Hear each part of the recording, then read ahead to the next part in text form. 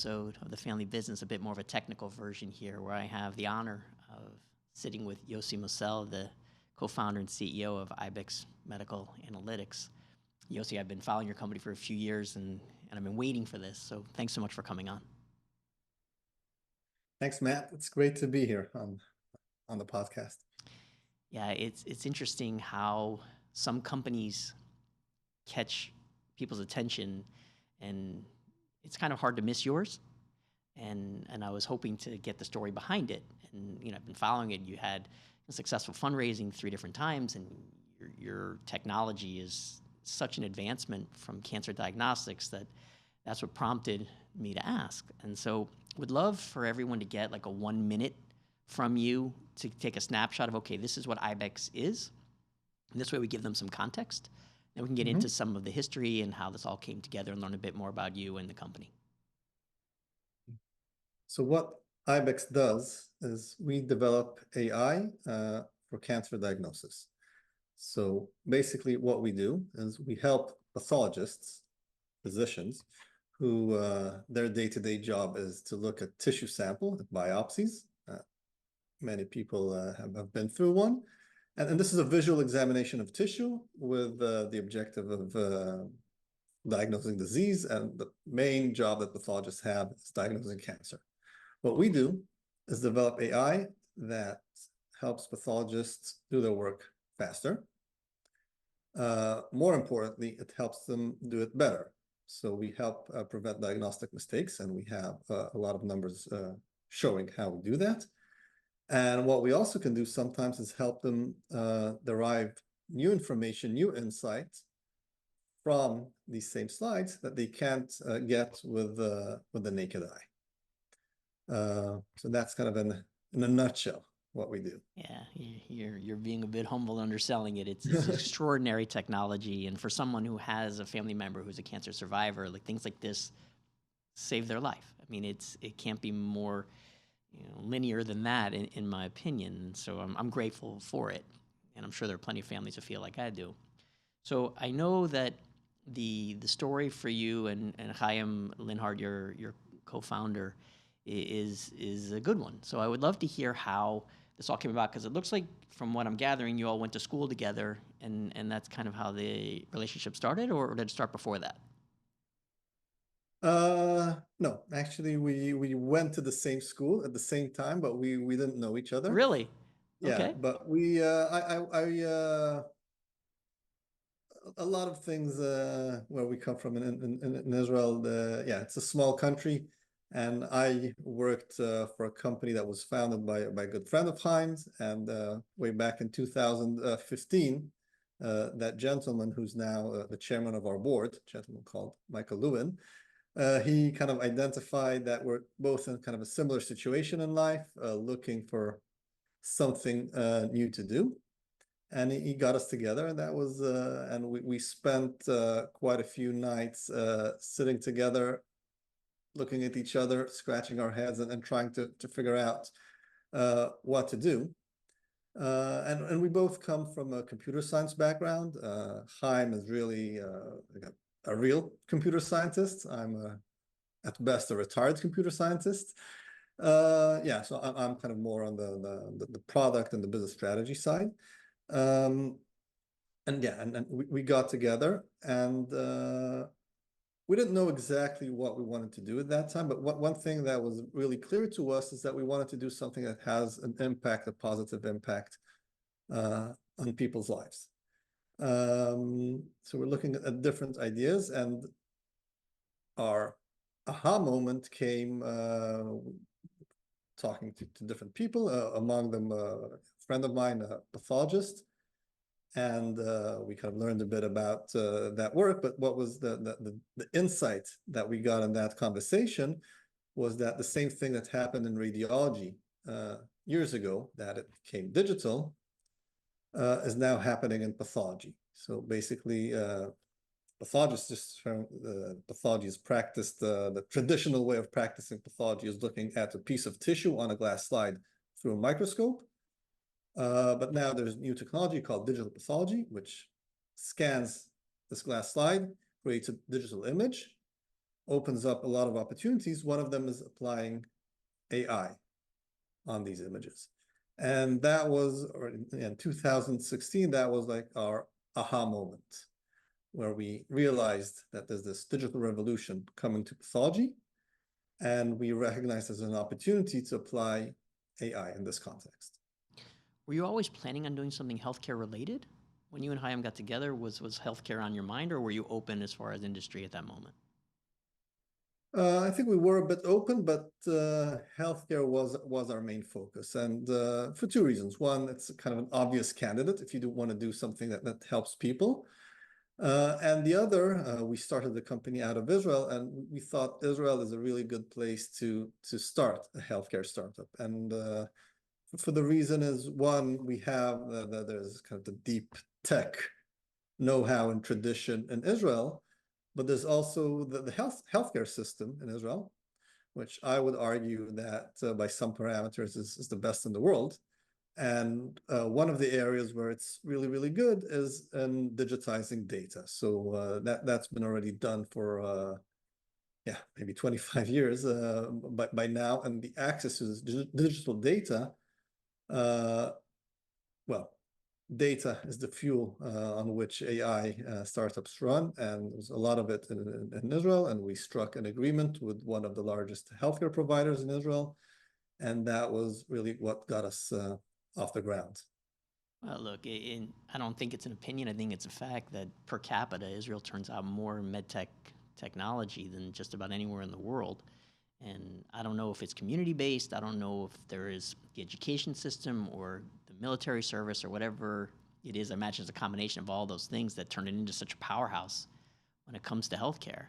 And so I'm glad you chose it because, I mean, look at all that you had available. It's funny, I was going to ask you about the database, so I was curious how you got access to, millions and millions of slides. The healthcare groups, are they immediately helpful when startups approach them? Like, how does that process and that relationship work? Yeah, so I think in Israel, the startup culture, it goes beyond just the kind of the immediate tech community, but really something that everyone wants to be a part of. And all of the healthcare providers in Israel, and specifically the one we're working with, Maccabi Healthcare Services, they recognized early on that they were sitting on a gold mine of data. These are, Israel is a small country, but these are the small number of healthcare providers. So these are still fairly large organizations. Each one of them has a few millions of customers. And they were really set up and very, very supportive of what we were trying to do. And it was amazing. The person who was running Maccabi's Research Institute, a doctor called Varda Shalev, I think she was kind of one of the first people who really believed in us and what we're doing. They didn't invest in the company by putting capital into the company. That's not their role. But they made an investment by believing in us, by signing an agreement with, it was just two guys with a PowerPoint. And we got access to, millions of slides and collaboration from this amazing healthcare organization. And even the third employee in the company was the chief pathologist of Maccabi, Dr. Judith Zanbach, who's still with us. Yeah, that's one of the sentences that really resonated for me was, by pathologists, for pathologists. I mean, it's such a critical juncture to truly understand what problem you're trying to solve. And if you've never done that or dealt with it, you can't relate. There was something else I read, though, that I want to ask you about. It was something about the number of pathologists seems to be shrinking. And I'm curious if that's something that you have an opinion on, or if there's some rationale that you can think of on why that is. Is that around the world, or is that just in Israel? Like, where did that come from?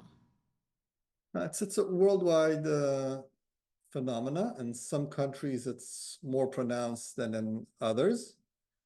But generally, everywhere you look, there's the ratio of pathologists to the general population is shrinking.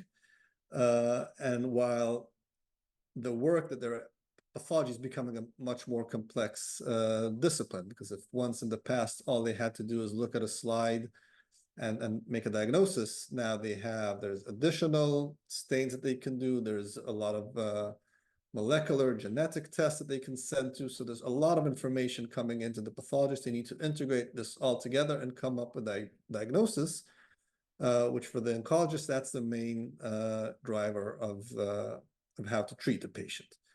And I think people sometimes don't realize, they think of pathology as if like there was a sample sent to a lab, it goes through some mechanical process, and then you get a diagnosis. But no, it's a very involved, and it's no coincidence that these are pathologists are physicians. It's not a technician doing this kind of work. A bit about why people are not entering the profession. I think for a lot of people, it's not what people necessarily have in mind when they go into medicine. You don't interact with patients. It's a specific kind of character who prefers this kind of a job. Some people thrive in it, but I think in general, yeah, there's less and less young people who want to go into this profession. Actually, I think part of what we're doing is also making the profession itself actually more exciting and interesting and up to date. Yeah, that's just what I was thinking. Sometimes it just takes one. It's interesting. I don't know if you've read The Tipping Point by Malcolm Gladwell. And he writes all about this, that it just takes one push on something to go over the other side, and your company could be that for pathologists. It could be that simple. Back when I was growing up, I don't know if you've ever followed U.S. television, but there was a show called L.A. Law, which was the most popular piece, and the number of people that went to law school after that show, the statistics are astounding. And you never know, you could be that tipping point, because AI is an interesting term that we see all the time in healthcare, and yet I don't know how much it's actually being used properly. And your company is one of the few that I feel like you have a firm grasp on how that's going to assist. So I'd love to hear your thoughts on AI as it relates to not just your company, but medtech in general. Yeah, so first of all, in our context, when we say AI, I mean, I don't think of artificial intelligence. I think of augmented intelligence. So this is really, it's at the end, it's a tool like any other tool, which pathologists can use while doing the diagnosis and help people have some inherent weaknesses. Some of them is that we get tired. Sometimes we get a bit sloppy. We forget the order in which we do things. So there's a lot of these kind of mistakes that people can make, which algorithms don't make. Another thing which algorithms are really much better than people is counting. Pathologists, some of the tasks that they need to do involved counting and classifying hundreds of different cells, and it's not something that people can really do. So it's something that people kind of have to guesstimate a bit, and algorithms can do this extremely accurately. So the way I think of it, I'll give an example why I think that this is going to become an indispensable tool. One of our customers, we're being used in Wales. Actually, all of the NHS trusts in Wales have deployed our technology. So any prostate or breast biopsy that goes in Wales is diagnosed using our technology. And they had a technical malfunction there, not in our technology, but they couldn't use the AI for doing prostate cases in one of the hospitals. And then what happened is that they stopped diagnosing prostate cancer for a few days. They weren't willing to go back to diagnosing with a microscope the way they used to. And we asked them, why was it? They said it's for a few. One is that they felt less confident doing it, but also it was just really much less fun. It was just, it turns out they really like I'm using glad they're the having a good AI. time. Yeah. No, and there's another interesting element also, and I think this holds also to other areas of medicine. There's a lot of stress, and especially for pathologists sitting, they sit alone at their desk, they're diagnosing, and there's always this thought in their back of their mind lurking, did I miss something? Was there something there? They go home and they have this thought, and they just really love it that there's always, on everything that they do, there's a second eye. So really for that, it really kind of reduces stress, reduces burnout, and something that they really love. And once they start using it, they get hooked. So of course, what we're bringing to the world, it's transformational to a medical field. It's not something that happens overnight. And even if we reach that tipping point, yeah, the tipping is going to, and in healthcare, everything takes a long time. Yep. So yeah, I'm under no illusion that suddenly within a year or two, everyone will be using this. But based on what I've seen, the people who use it already started getting used to it. Once they start using it, they can't go back. And that really fills me with, yeah, completely confident that this is the way pathology is going to be practiced in the future. So I'm curious from the timeline of the platform. Where are you as far as U.S. Submission and approval? Yeah. So the product is cleared in Europe. So when I say the product, we have different products for prostate, breast, and gastric cancers. So these are all cleared, and we're in the process of getting FDA approval in the US. So from what I understand, cancer is a bit on the rise, so that's increasing the pathologist workload. But in addition to that, because of personalized medicine, cancer is being detected more often. There's more patients that are catching it earlier, and so that's increasing the workload as well for pathology. And I didn't know if that was something that you had noticed as well, or that was just something that I picked up from an article. Yeah, we've had this come from some of our customers. So one of the value propositions that we bring is that we've seen numbers that pathologists working with our system are up to 50% faster. So that's great from an economical point of view. But then we had some of our customers come to us and tell us, okay, yeah, we're much faster, but on the other hand, we're detecting more cancers now. And each cancer that we detect creates incremental work. So overall, the efficiency gains don't reach exactly the point that we thought they would. On the other hand, obviously this is much better for patients, but it's a bit of a conundrum that to a large extent, pathology labs, they're not rewarded for better accuracy.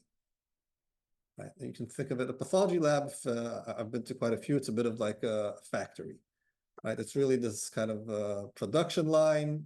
You have tissue coming in at one side and a diagnosis coming out at the other side, and there's a lot of processes there, and it's really, it's a tight ship.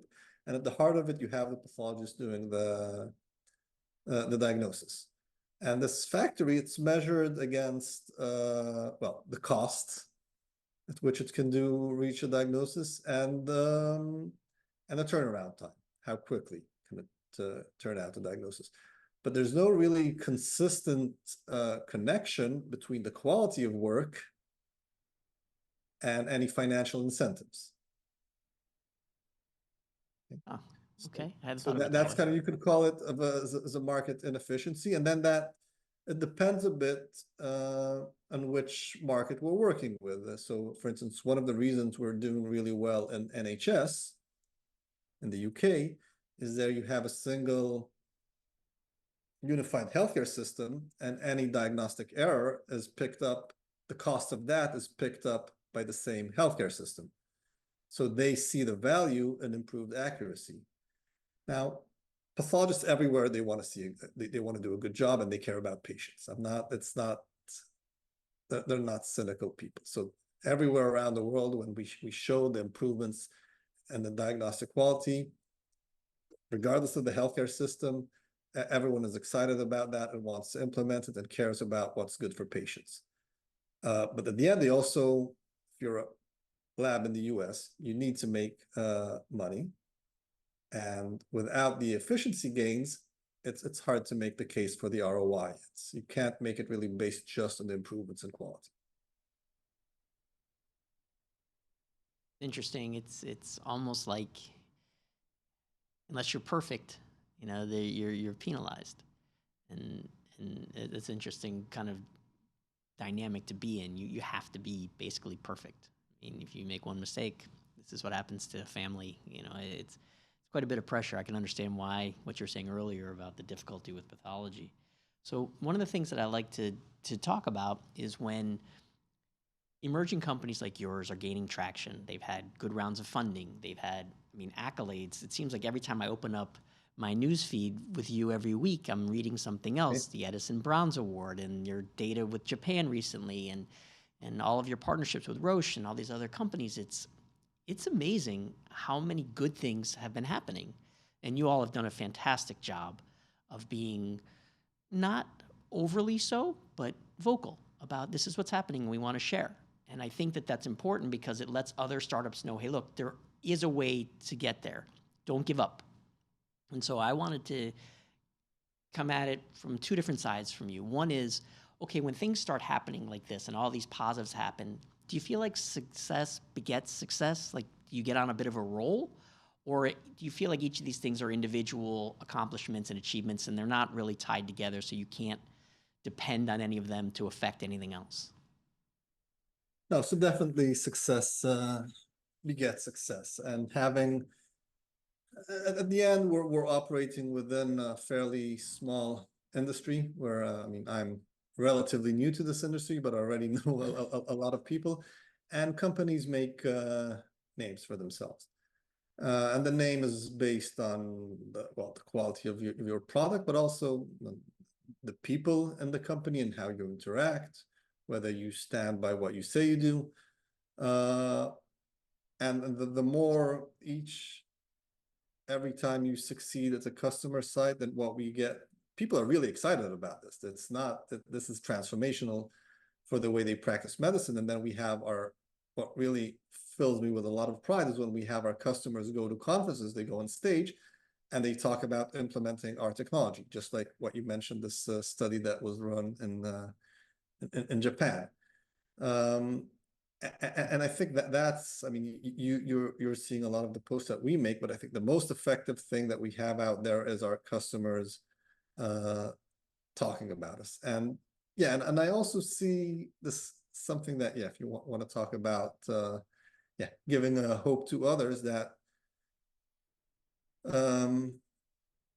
when very early on you go and you talk with some of these potential partners and you get the feeling that you're one of maybe tens that are knocking at their doorsteps, and if they're polite, they talk with you a bit, and if not, they get the conversation over very quickly. And as time goes on, and obviously it takes a lot of hard work, but when we get more partnerships in place and more customers, you start making a name for yourself, and then we start having people knocking on our door. Yep.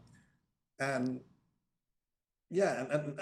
maybe now sometimes I'm already sometimes, and again, we're still a startup and still growing, and but we're already at a position where sometimes we have people knocking on our door, and we don't have the bandwidth to work with them because we try to be very, very focused on what we're doing. And is that difficult from a leader standpoint?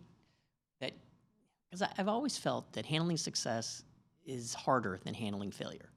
It becomes almost either you become lax because things are going so well, or you become a bit arrogant because things are going so well, or you become so tense and stressed about it because things are going so well that you don't want it to stop. And so I'm curious from a leadership standpoint, because you and Chaim, I know you have a team around you, but it's the two of you for the most part. how do you manage against making sure that none of those things happen? People just keep enjoying working for you and keep the same kind of passion that they have. Yeah, well, first of all, I don't know. It's kind of a question of personality. I'm not, neither me nor Chaim are the kind of people who we bask in our success. And look,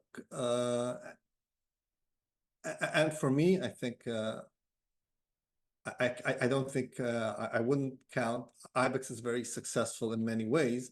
It's not the journey is not over yet. We Oh, can't say it's a success. We've done it. There's still yeah, in a way I feel we're just the tip of the iceberg.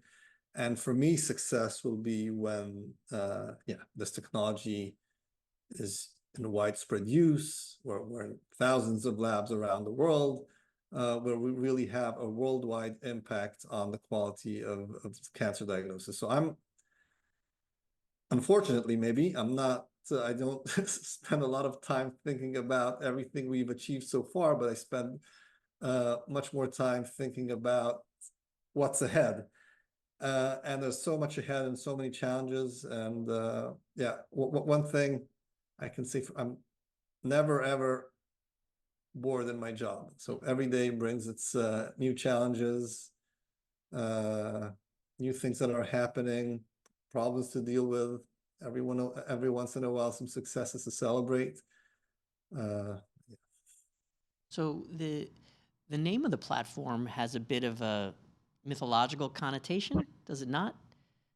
Ibex? No, Uh, Galen? um, yeah, well, Galen, I'd rather talk actually about the name Ibex. It's Okay. yeah, so Ibex has several reasons why we picked that name. First of all, just it's a Ibex is this kind of a mountain goat, Mm-hmm. so it also it's one that's a common uh, yeah animal that you can see in Israel. So that's one of the reasons. The other is that Ibex in Hebrew translates into the name Yael.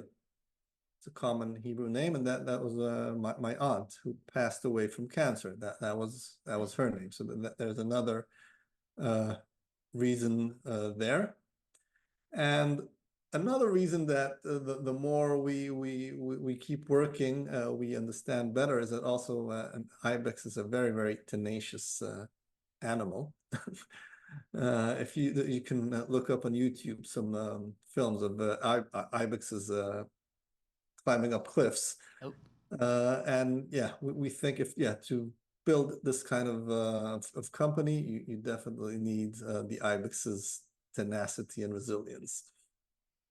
so a bit about you personally. I read through your education and I found the fascination, and I think that's a fair word to use for you, that you seem to be very interested in solar and any kind of other power that's an alternative to traditional energy, and you went and got a master's at it. And I would love to hear a bit about that because I'm sure you're busy with what you're doing, but I wonder how much time you have for your other hobby. Not much anymore, but yeah. So I had kind of for me, yeah, made several career changes. So I started out my career as a software engineer, and then became a product manager, and then I think again starting out from the same point of making an impact, I decided that I want to move into the environmental space, and I did a degree in environmental science, and I actually spent 4 years. Being a managing director of an environmental NGO. So that was a very different adventure. Um, and and then I kind of felt that really where still that my stronger capabilities are back in tech. So I looked for a way kind of combining something where both my talents and kind of this yeah, wanting to do something with purpose could come together, and that's how Ibex came about. And I want to say something else about. I think when we started doing this, I didn't realize like having a purpose how important it is even on the day-to-day experience. And one of the things is that I think everyone the kind of people who come to work for Ibex, everyone is purpose driven. So the kind of people who come to work in IBEX are not people that the only thing that they have in mind is maximizing their compensation, for instance. We pay well, yeah, okay.